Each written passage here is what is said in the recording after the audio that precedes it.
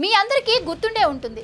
గతంలో ఇంటర్నెట్ లేని సమయంలో ఒక రీఛార్జ్ కార్డు కొనుక్కొని దాన్ని స్క్రాచ్ చేసి రీఛార్జ్ చేసుకొని దాన్ని ఎంతో జాగ్రత్తగా వాడుకునేవాళ్ళం. ఇప్పుడు ఇంటర్నెట్ లేకపోతే ఒక్క క్షణం కూడా గడవదు.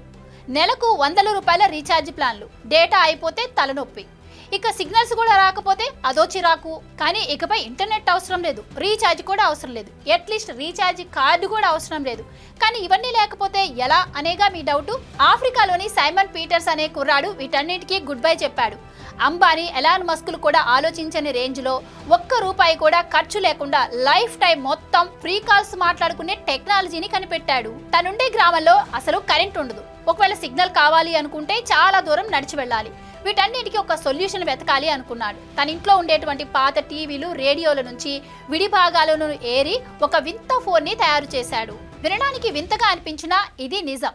ఈ ఫోన్కి సిమ్ కార్డ్ అవసరం లేదు. ఇది రేడియో ఫ్రీక్వెన్సీని హ్యాక్ చేసి కాల్స్ ని కనెక్ట్ అయ్యేలా చేస్తుంది. దీనికి ఛార్జింగ్ కూడా అవసరం లేదు. సూర్యరశ్మితోనే ఇది ఛార్జింగ్ అవుతుంది. ఇందులో టీవీ చూడొచ్చు, రేడియో వినొచ్చు, టార్చ్ కూడా వేసుకోవచ్చు.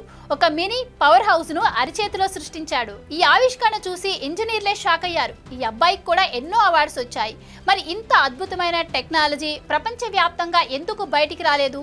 పెద్ద పెద్ద టెలికాం కంపెనీలకు భయమా, లేదు అంటే పెట్టుబడి పెట్టే వాళ్ళు లేకనా?